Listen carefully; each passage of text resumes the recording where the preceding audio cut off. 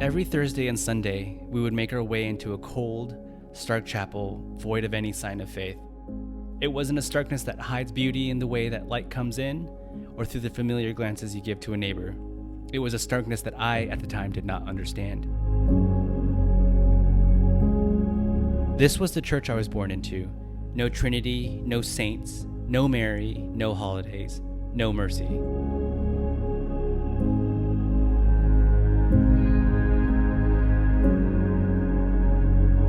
Women sat on one side, men on the other. The choir would process down each side, reciting a sort of preamble to the faith. The minister would open up with a prayer, shouting while everyone sobbed aloud, reciting, "Yes, Father, please, Father, and Amen."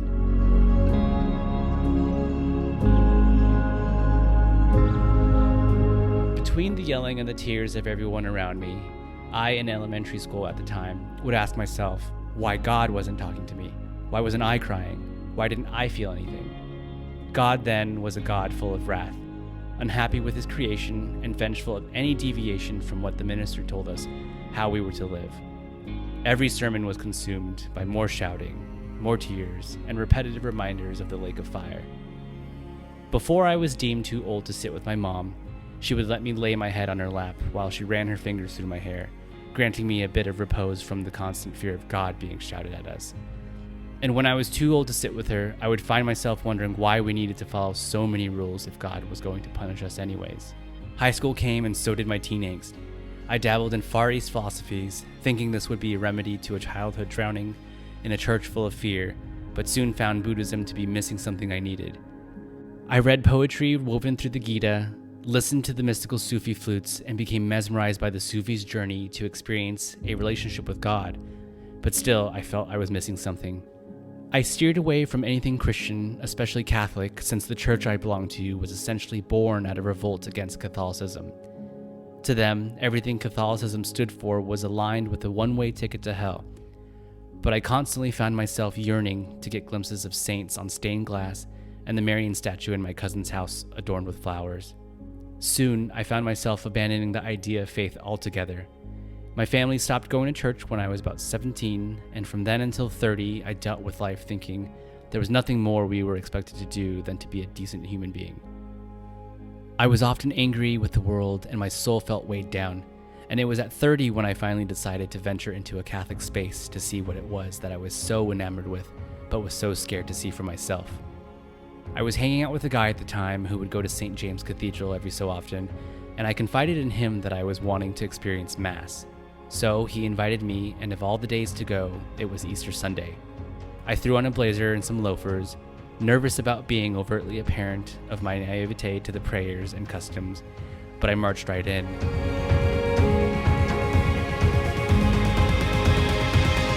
Of course, I was in awe of the grand ceilings, the intricate details of the marble adorned with gold, and the choir. It wasn't until we stood for the Kyrie when I was unsure of what was going on inside of me. I was definitely sobbing in the pews, but it was as if a weight was lifted directly off my soul. I was moved by the reverent invocation of God's mercy in the chant and responses. There was no anger or feeling of unworthiness. I was brought back to my mom running her fingers through my hair in my childhood church, and I realized that in those moments in her lap, maybe it was God speaking to me. This was it. This was what I was missing.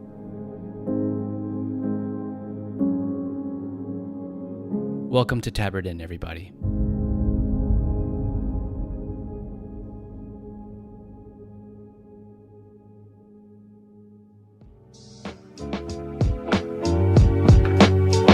That was a story by my fiance and Tabard co-host, Jacob Flores. Welcome to Tabard, y'all, a weekly podcast about the stories we tell and the events we discuss while on pilgrimage as queer Catholics, worthy of love at home and at church. I'm Jacob Flores, new Catholic convert, but I don't pretend to know Latin, nor am I obsessed with the Crusades or Knights of Columbus. And I'm his fiance, Pat Gothman. I'm a cradle Catholic. I'm new to the queer community, and before I came out of the closet, my church friends once took me out to dinner to see if I would be okay with us going on a road trip to visit a gay friend of theirs because they thought that I would be the one that would have the biggest issue with it. And now I help run an organization for queer Catholics. Wow. Quite the turnaround. So, Jacob, are you ready for some married priests, women deacons, and the Pachamama to be placed on every altar of every Catholic church around the world? Are you a Pachamama? I could be. I feel like it's definitely within my potential. Get ready for the tradcasts coming into your DMs right now. God knows I'm ready for him. So today on the podcast, we wanted to understand more of what actually happened at the Amazon Synod and why it's so controversial and has so many conservative Catholics so bent out of shape. My goodness, are they upset? Over essentially a statue. Some statues, a wood carving. Some suggested possible maybe changes in a very small part of the church and the world that needs those changes. But, look, we wanted to know not just what happened there, but how is it happening? Like, how does a synod actually work, and how does it change the church? So we called up a theology professor to help us out. Dr. Massimo Faggiolli is a professor in the Department of Theology and Religious Studies at Villanova University in Philadelphia and contributing writer for Commonweal magazine. He recently published the book Catholicism and Citizenship, Political Cultures of the Church in the 21st Century, and his forthcoming book, The Liminal Papacy of Pope Francis Moving Towards Global Catholicity, will be out in March. Here is our interview with Massimo Faggiolli.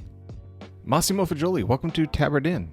So you are a church historian, a theologian, and you have a special emphasis in your studies on the Second Vatican Council. We've got this weeks-long synod on the Amazon that has just come to a close, and given that so much of what was discussed there was first brought up 50 years ago at Vatican II, and that you're an expert in how the church actually works, we wanted to see if you could help us understand what all this discussion was really about. But before we get into all the juicy stuff like married priests, let's start with the basics. Can you tell us what a synod even is? And why is it that all of a sudden it's something that the Catholic Church is doing a lot of? So the synod is a strange thing because the word synod is very ancient. It means a path together. And the early church, or since the early church, Christians, Catholics, also have developed a synodal way of making decisions in assemblies, because this is what synod means. The problem is that between the 16th century and these last few years, in the Catholic Church, a certain monarchical system had developed, and the synodal experience fell into oblivion until Vatican II. And so Vatican II talked about the need of a church that was working in less monarchical ways. And so after various discussions, pushbacks, and so on, in 1965, Pope Paul VI decided to create this new institution called the Synod of Bishops, which is a gathering of bishops with the Pope, that every 2, 3, 4 years, it all depends, they gather and they discuss on a topic that is decided a couple of years before, usually. And so this is something that starts in 1967 with the First Synod, and the synods of the 1970s are interesting, tumultuous. There's something new going on.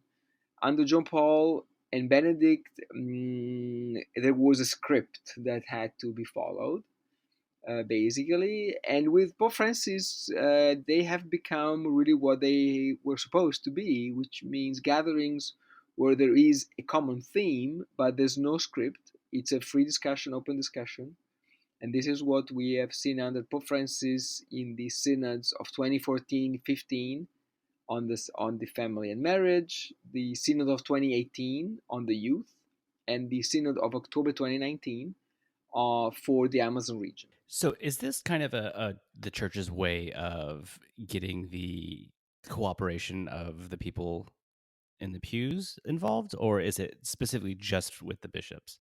So it's a good question, because constitutionally, at the origins, the Synod of Bishops was supposed to be for bishops only, and not only in terms of voting membership, but also it was a bishops with the Pope kind of event, because this institution was a development of one of the most important ecclesiological turns of the Second Vatican Council, which was called episcopal collegiality, which means that the most important decisions have to made by the bishops together with the Pope. So originally it was, yes, just bishops.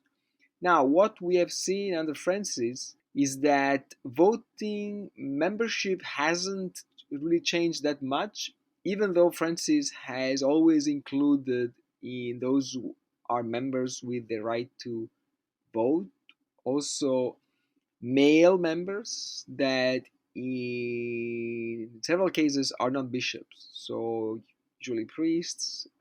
But what has changed is that the synod has become much more open to the contribution of lay people and of women because of the role of the media, because of the fact that Francis has prepared the synods with a time for the preparation of the synod, which means when the agenda takes shapes, the issues, the questions, that has much more space for lay members, and so that has changed. So we will see if the future of the bishop synod is still voting members are overwhelming majority bishops, and the other components of the church have a role in the preparation and at the synod, but as observers, as advisors, and so on, or if there will be further change in the membership of the synod, which in the sense of giving voting membership also to non-bishops and to women. So we will see. It's likely to happen. At that point, I think also the name of the institution will have to change, because it will be no longer Bishop Synod, but it will be a synod of the Catholic Church. That will be, or would be, a real revolution. So overall, it seems like a good direction that we're heading. Well, it is certainly new. It is certainly new, and it's certainly more reflective and faithful to what the Catholic Church is today, the real issues that it is going through. And again, the fact that these synods are less scripted is certainly a step forward, because the synod, especially of the 1980s, 1990s, and early 2000s, it was very clear what those members were supposed to say, the way they were supposed to vote, and what was going to be the official document coming out of the synod after the synod, which is a papal document called exhortation. And so we all knew that no matter what the subject or the kind of synod, because there are general synods and there are synods for special regions in the world, we knew that there were no possible surprise, which is something that certainly you cannot say for the synods that have been celebrated under Pope Francis. Why should Catholics in other parts of the world care about what happened at the Amazon Synod? I think Catholics should care because whatever happens in Rome, uh, it always has an impact on the global Catholic Church. And so this synod was technically for the Amazon region, with participants coming from that region, and documents talking about what's happening to the church there and to people there.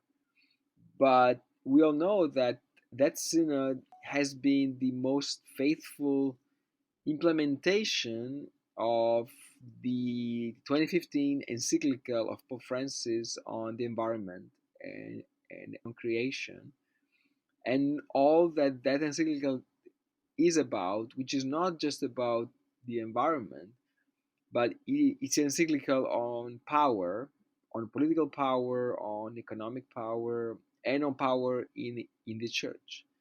So what this synod has talked about, and the final document, and what Pope Francis will decide to make with the material coming from that synod will have an impact on all churches, because the Amazon is pretty much everywhere in the global church. So if you look at what kind of pressures from big corporations communities are under, for example, in the Pacific Islands or in some countries of Asia or Africa, it's very, very similar.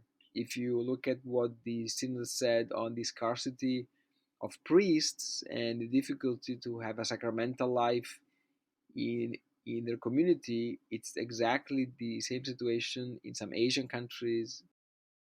Everyone knows that this synod for the Amazon region has been much more than just for those countries and those communities. On the topic of representation at these synods, who was actually all there beyond bishops? Were there representatives from the Amazon region who were able to vote, and were women represented? So they were represented, even though not as voting members, but they were sort of represented, and I would say like never before, because the synod has become uh, a space which is open for a lot of interventions. So here, the most powerful testimonies given at the synod and in the press conferences that every day were given by the leaders of the synod, the most powerful testimonies came from women that have said, for example, that in the Amazon region there are many, many Catholic communities that have been run entirely by women for decades. And so here, I think it's a genuine issue to say that the voting rights are in hands of male clergy and so on, but the synod has become an open space, and that's new, and that's something that for the Catholic Church is an experience that still has to be understood, because until very recently, the Catholic Church at its top institutions like the Synod, everything was very much under tight control, airtight, and so this is new, and it's no longer a church event for ecclesiastical personnel only. So which is very evident if you look at how those kinds of events were run until 10, 15 years ago. This is no longer true, really. So I was reading about Sister Bekar. She was an auditor of the Synod on the Youth. What exactly is the role of an auditor, and do they have any voting rights? So auditors have no voting rights, but they are there and they have access to the members. They can give input when the documents are drafted, and they have an influence because they have been part of the preparation, just like the full right members. And so this, in some sense, is a second class membership. But if you look at church events where there are auditors involved, for example, I'm an historian of the Second Vatican Council. At Vatican II, 50 years ago, there were some auditors that were much more influential than any other participant with voting rights. So this is not to say that the voting rights are not important, but auditors can have a very powerful impact, and this is something that we have seen at this synod, which is interesting because if you look at the first synods of Francis, 2014, 15, and 18, auditors were representative of a certain kind of very obedient Catholic laity. Not this time. For the Amazon region, the auditors were really representative of the wider church. That is a development within the same tenure of Pope Francis, which says something on what might happen in the next future. So that's really interesting because the Synod put out this working document that said that the church needed to begin by listening and coming in contact with the reality on the ground in the Amazon, both during the Synod and just in general. Like, how does the Vatican get public feedback? I mean, a government can get calls from its constituents and votes from its citizens, but like, how does a bunch of bishops hear about the reality on the ground? So, I mean, generally speaking, the church doesn't have good mechanisms to get feedbacks. It's not exactly a model for accountability, to put it mildly.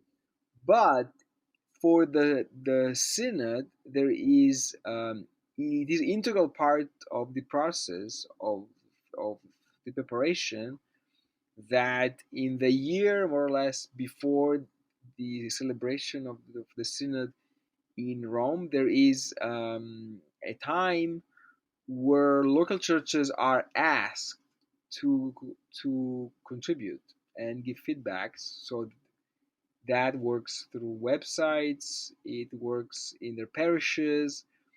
The bishops are encouraged to seek the advice and input. So this should happen always. At the synod, this is constitutional. It cannot be avoided, and this is part of what Pope Francis has called a synodal church, which is something that should be a more listening church, whether it's in the process of preparing a synod or in its usual way of doing business. This is something that requires a conversion at the institutional level, but also at the level of Catholics that, in some sense, have given up on the idea that they are listened to. But this time, I think it's different. There's something real happening. So, one thing that I thought was surprisingly missing from the discussion on the Amazon was the topic of liberation theology, given that it was born in Latin America and it's kind of a foundational piece to people's spirituality there. Why do you think that was omitted from any discussion of justice and the church's role in the Amazon and being able to stand up on behalf of and in defense of the poor in that region? So, liberation theology is a touchy issue because it went through a lot of suffering, especially in the 1980s, because of the incomprehension of the Vatican for what was happening. So, the important thing is that whether or not you personally or your church is directly part of the movement called liberation theology, the Catholic Church today has been transformed by the contribution of liberation theology, so that uh, it's obvious that if the church wants to be credible when it talks about anything, has to consider the effects of what she says on the poor people, for example, on the marginalized, those who are oppressed. So that is a legacy of liberation theology. So even if I'm not technically myself a liberation theologian, that has become part of my formation and of my ethics of doing theology. And this is really what is really part of the Catholic Church globally today. So that has become really visible with Pope Francis, and because he's from Latin America, and especially visible with the Synod because the focus was on the Amazon region. So even though Pope Francis has never been personally a liberation theologian, and his relationship with the liberation theology was complicated, to say the least.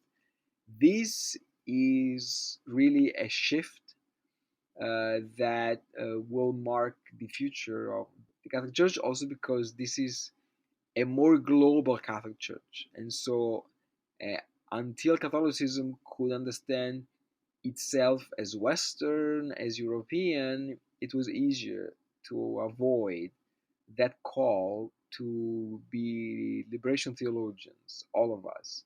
Now it has become impossible to pretend that you are not part of this church. So, as the Synod talks about honoring indigenous people and their cultures, is there justification in the Catholic tradition for respecting and empowering non European cultures like we see called for by the Synod? Of course, there is the principle of enculturation, the principle of Catholicity, which means universality. The problem is that in the Catholic Church, not everything changes or works according to theology, but largely also according to culture or mentality. And until recently, the Catholic Church was identified with Europe, with Western culture, with Occidental culture. And that was certainly true until Pope Benedict. And this is one of the major contributions of Pope Francis that has made clear that we cannot talk theologically with one language, while culturally, institutionally continue to do business as if we were not a global enculturated Catholic Church. This is huge, and this is really part of the tensions that this synod and this pontificate has created. Speaking of huge, the Amazon is a massive place and contains tens of millions of Catholics, often very distant from a priest or any access to the sacraments. And two rather groundbreaking recommendations that came out of the Synod to help the church in those remote areas were allowing married priests and even the possibility of ordaining women to become deacons. Even just suggesting that in any kind of official way seems rather revolutionary in the Catholic Church, no? Well, it is, because until Francis they were total taboo. And so now there is freedom of discussion in the Catholic Church, and that's the most visible element. The second most visible and most important is that I believe it's a church that is understanding what's most important. So it is most important to be faithful to an historical model of priesthood, which was a fruit of medieval Europe, or is it more important to give people access to the sacraments, which is something that is inseparable from a certain idea of Catholicism? So, if you think that an historical social model of the priesthood is more important, well, you are disappointed by this synod, or you will be worried. That's what has happened at this synod, and it will require some time to absorb that Copernican turn, I would say. Massimo Faggioli, thank you so much for talking with us. This was a real honor. Can you tell our listeners where they can find your work? Sure, you can find my work in Commonweal and in La Croix International. That's where I usually publish every other week, more or less, my comments and my columns on the Catholic Church. Wonderful. Thank you so much for your time and for speaking with us. Thanks so much, Massimo. Thank you. Thank you.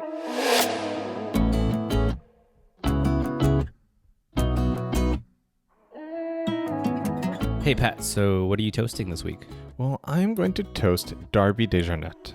We do a weekly reflection series on the Sunday readings on our Vine and Fig blog written by our community members, and I messed up the schedule, and Darby stepped up and wrote one for us with only 1 day's notice. And it really, honestly, it was just a wonderful little reflection. She talked about how even if you are not out and super involved in like activism and things like that, just being you, just being yourself in your church, in your own space, like that's sacred, that's holy. And she said it's a really beautiful and powerful act just to be yourself. And I really appreciate that message. Thanks, Darby.